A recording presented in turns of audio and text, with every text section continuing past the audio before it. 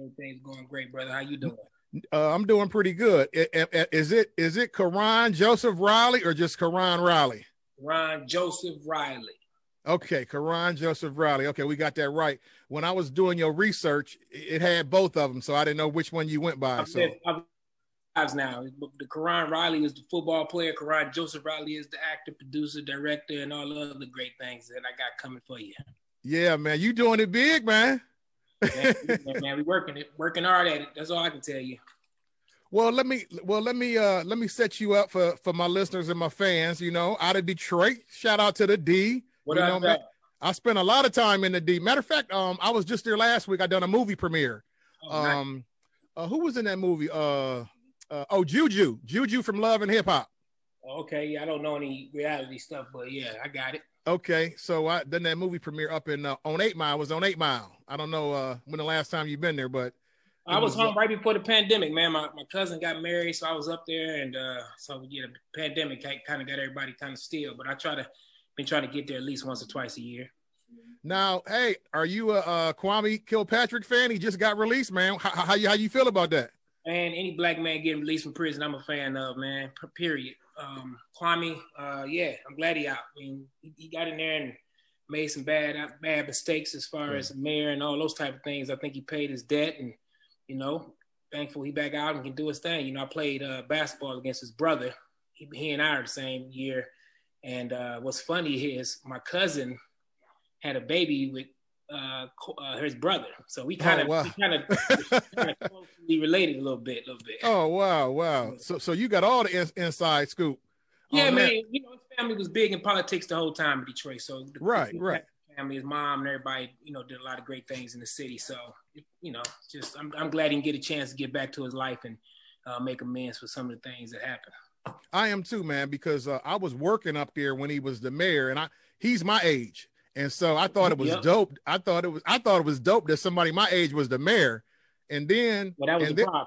And hold on, and then I would go to the bar, and then he at the bar with me. That's the problem. The mayor should at least be 50 years and older, man. Right. A man in his 30s. I mean, we all been there, bro. We don't.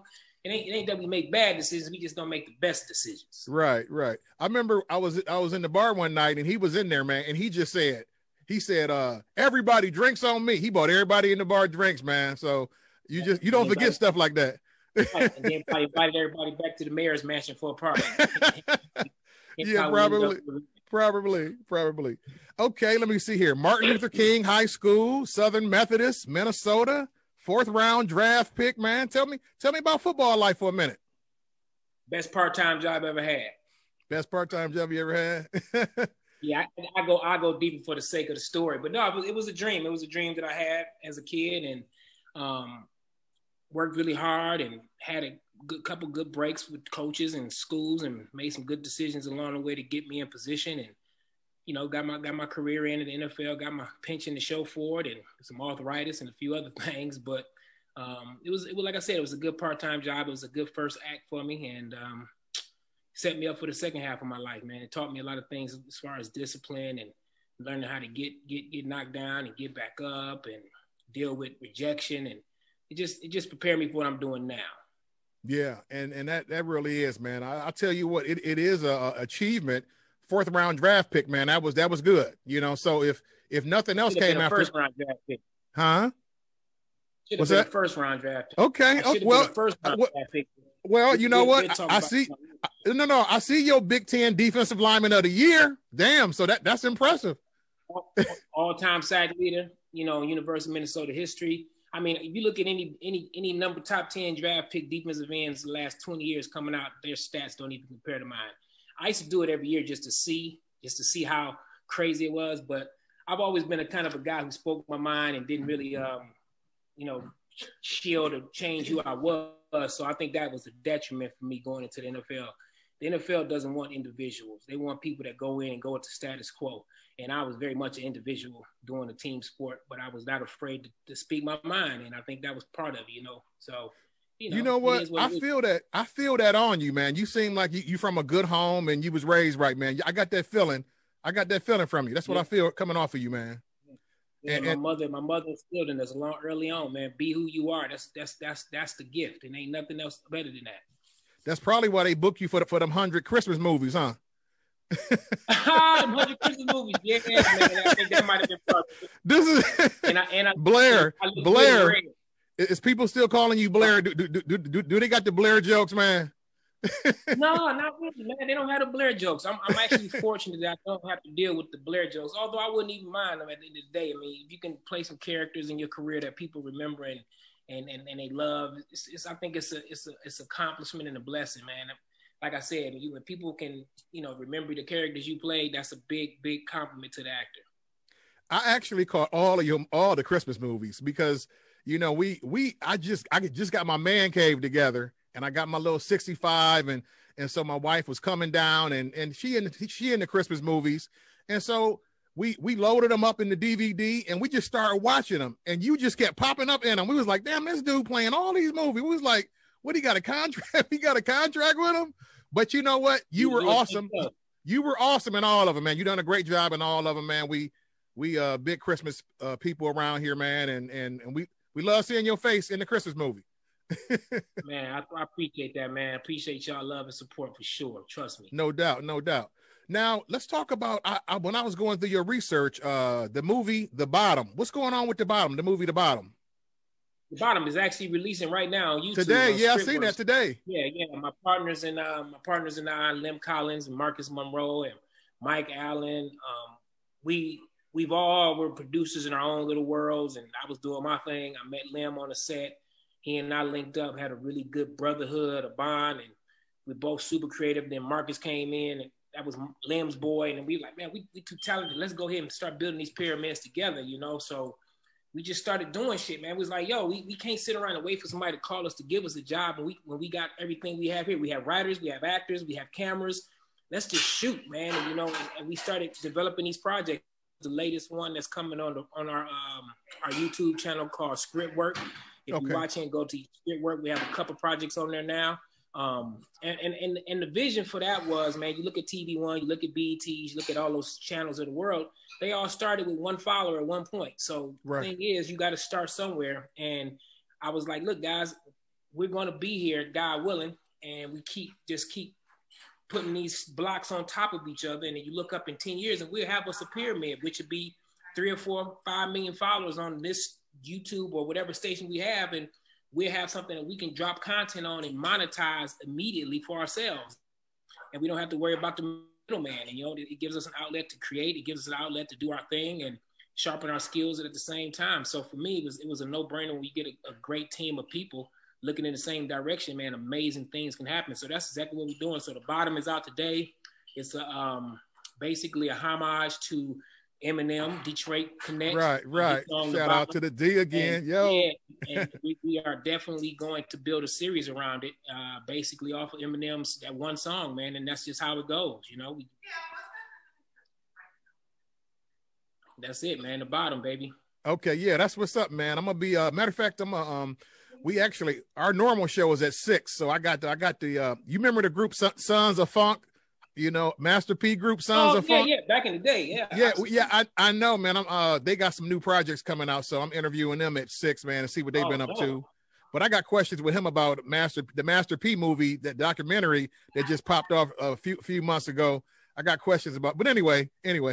What about the Vertigo? What would the Vault of Terrors? The Vault of Terrors. What's up with the Vault of Terrors? The Vault of Terrors is another one that we dropped on Scriptworks. We did that first episode of that. We dropped on Halloween, man. It's already over 20,000 views already at this point. I mean, at one point we had about 15,000 views and no bad thumbs down. So that was a good thing. I directed that one myself with my partners and team, starred in it. And we did it, man. We did it over 2 days in a cabin in North Georgia. We got our cast together and we shot it. And it turned out really, really good. We got a really good response from it. And we basically took that idea. That was from my partner, Mike Allen. He wanted to do something like Tales from the Crypt, basically like we grew up on. You remember Tales from the Crypt? Right. And do it with us. You know what I'm saying? Right. Do it with black folks and show and let us do it. So that's what that was, bro. And now that's grown. We about to shoot the second episode here real soon and get that one out. And we just keep building these series. Man, you just putting in the work, man. You I think you didn't figured it out, huh?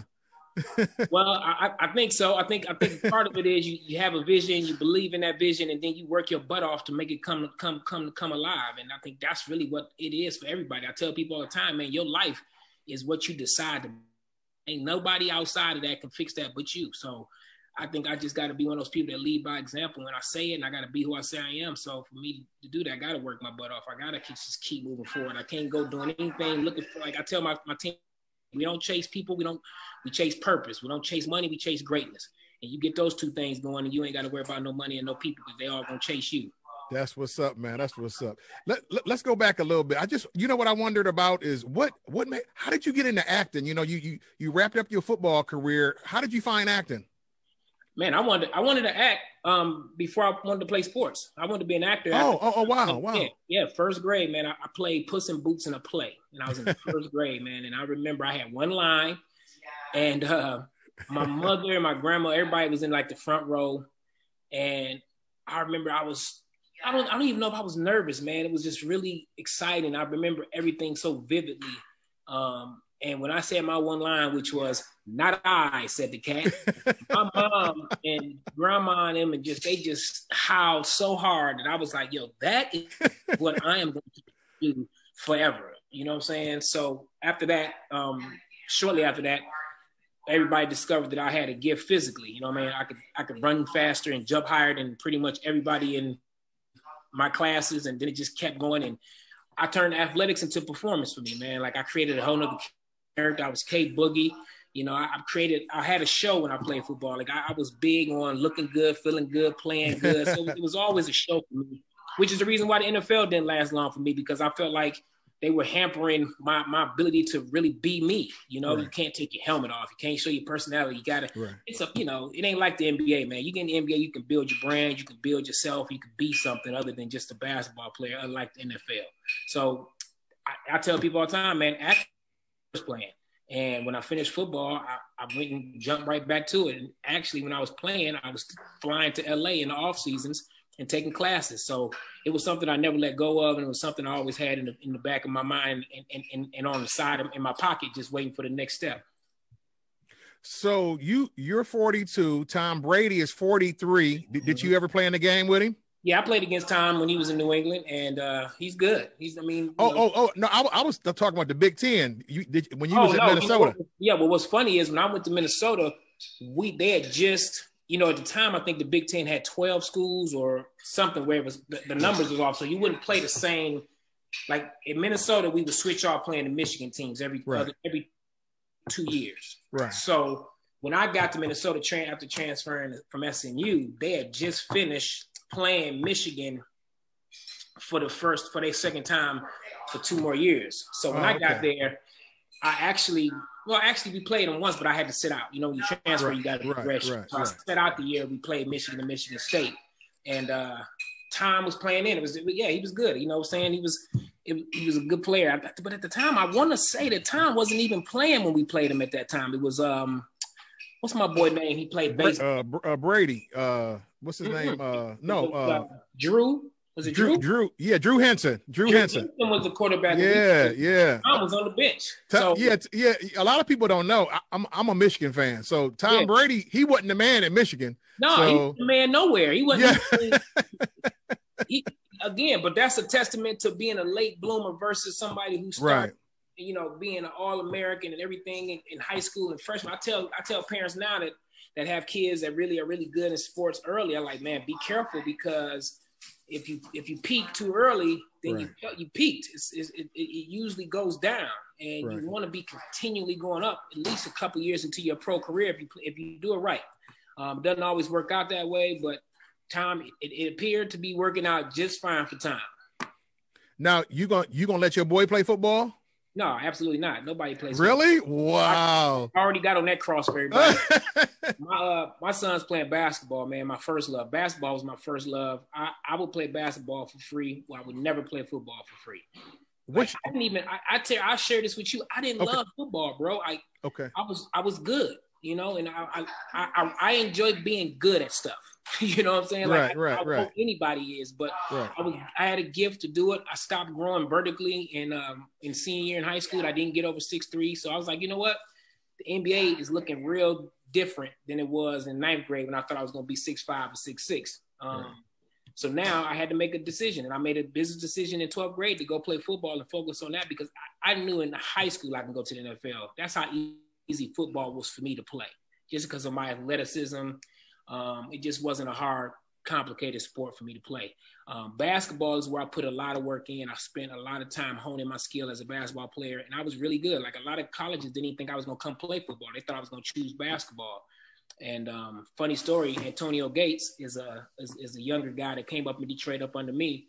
Maybe I think Antonio maybe a year or two behind me, but I think he played at Akron. He was at Akron, wasn't he? He went to Akron. No, he went to Kent State. Kent State. Yep. And he called me when I was in college. He's like, man, big bro, man, I'm trying to make a decision. Should I go play football or basketball in college? I said, man, Antonio, go play basketball. This football gonna be here, bro. I would say go play football, basketball, and you could walk on and do a tryout or something down the road for football, man, if you still want to do that, you know. And he was like, bet. And that's what he did. Every time I run into Antonio every blue moon, I'm like, I need to check, man. I gave you really good advice back then. He was like, man, you crazy. But, you know, I'm proud of Antonio. I'm proud of his career, man. And he did it right. Now, in reverse, I wish I would have done it that way as well. Chose my love and my passion over making more of a business decision. I tell people all the time, that's what made me stop chasing money, you know. Football was a money decision for me. It's like, I got to go pro. I got to get that bag. I got to get to, you know, instead of chasing my purpose. And, you know, I found myself in being in the NFL, actually living a dream, being miserable. You know, I was miserable. NFL was miserable for me, man. It was all politics. I'm sitting on the bench while some guys is playing that they couldn't hold my jock strap, all because they drafted this guy, or he's a white boy, or whatever the case may be. Or he didn't tell you the truth in the meeting, whatever, you know. So it just was one of those things where I was like, I should have just kept playing basketball. At least I would have been happy. And that's what acting is for me, man. I love acting. I love performing. So I do that for free. And my wife, my business manager, everybody like, Karon, you can't do it for free. Like, but I will. And that's the thing. Anything you love, you got to do it, and just do it until you can't do it no more. So the second part of my life, man, I'm chasing purpose and passion only, man. Everything else will fall in place. I'm confident of that.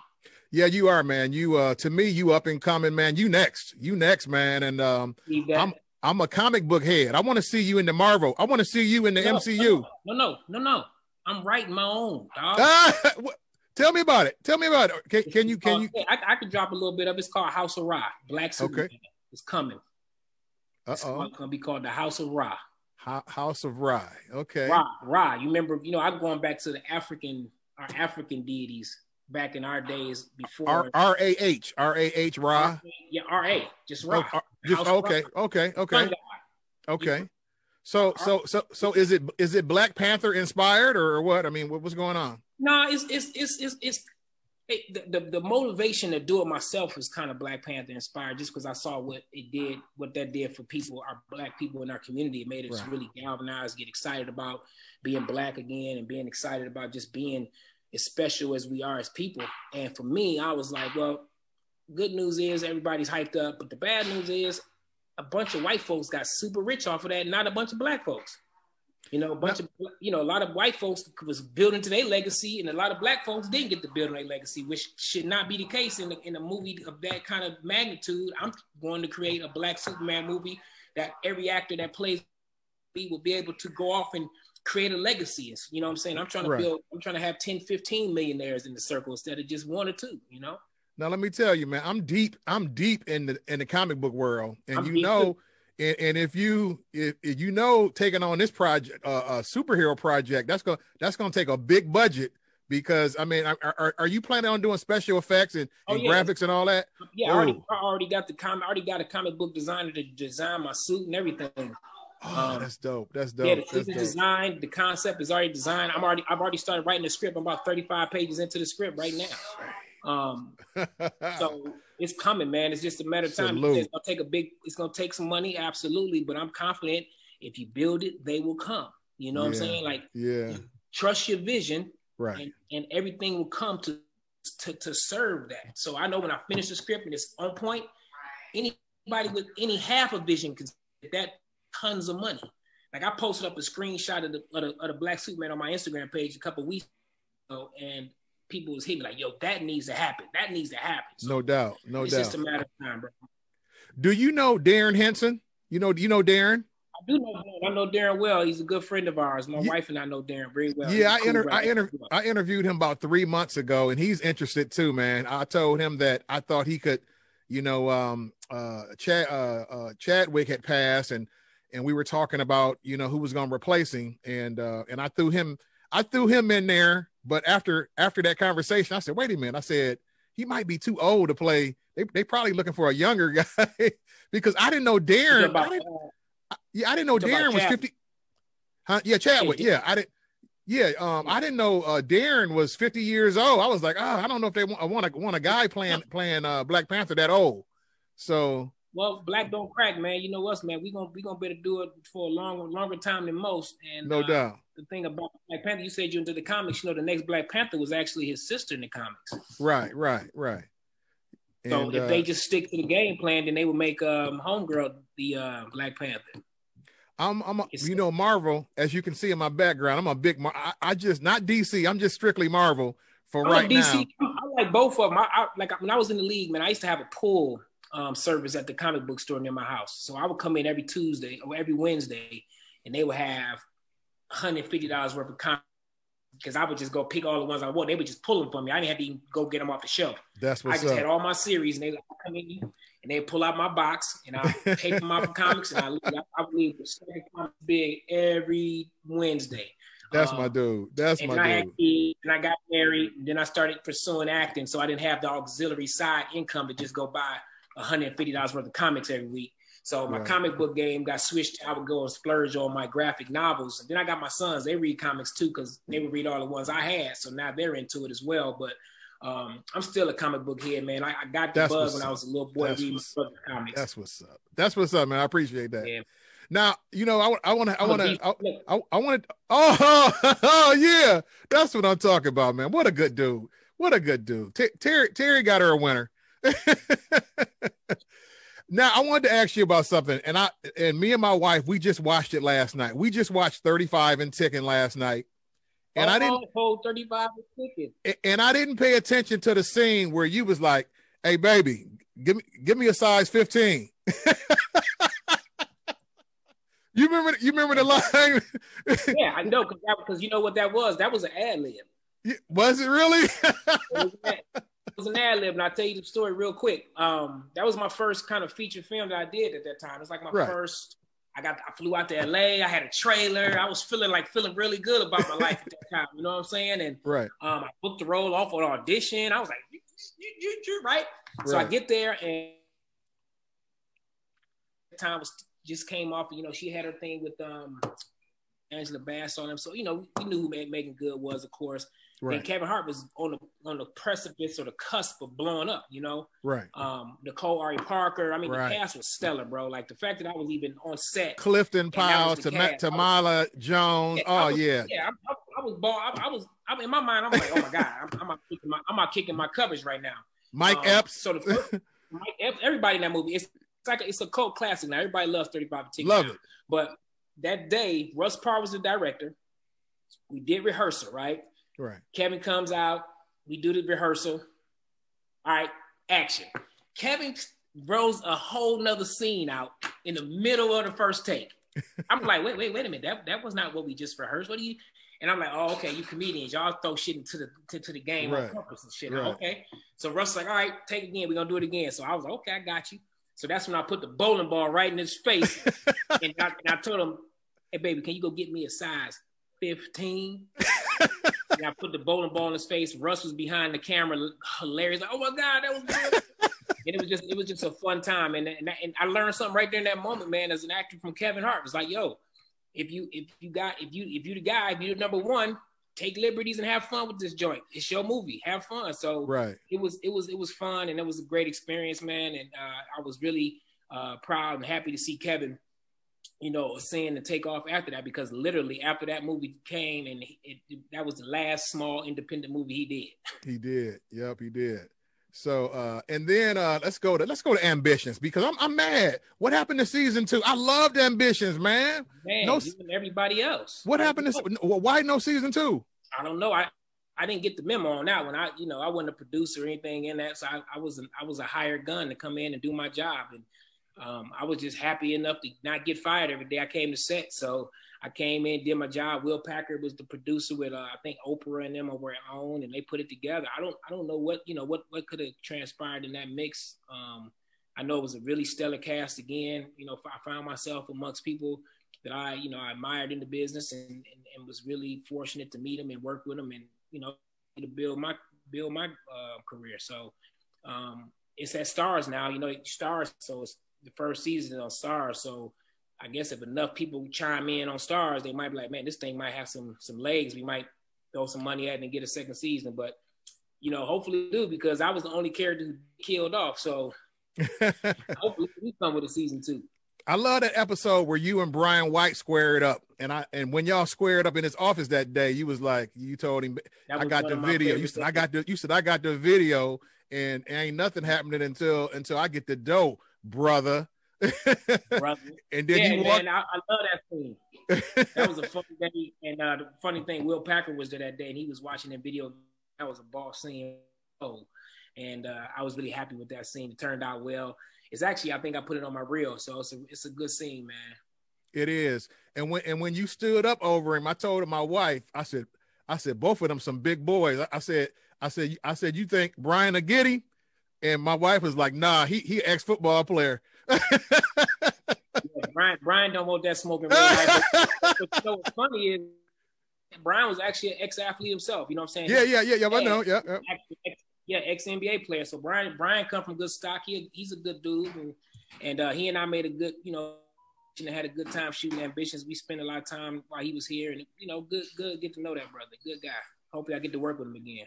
You know what, Karon? I want to see you on Power, on Ghost Book 2. That's where I want to see you at, man. I auditioned for all of them, man. I think time is coming sooner than later on one of these series, and I think it's gonna be the right one. I don't know if the gangster power world is completely a world I would thrive. I don't know.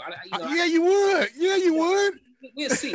I think I can do anything in it, but I think it's something's coming. I got a feeling something really good is gonna come, and it's gonna be worth the wait. So you could have even been the dude that played basketball in his last season. You could have been like one of his boys or something, man. But yeah, I wouldn't have wanted to play his boys. I would have had to be him. That's right, exactly. But I think I look young, but I don't think I can play college anymore. Okay. He's college, cool. He's in college, and he. Right. I look great, but I don't look 19 or 20. I think you could get away with it. It'll be a stretch. 30, 35, 30, 35, I can pull that, but 20.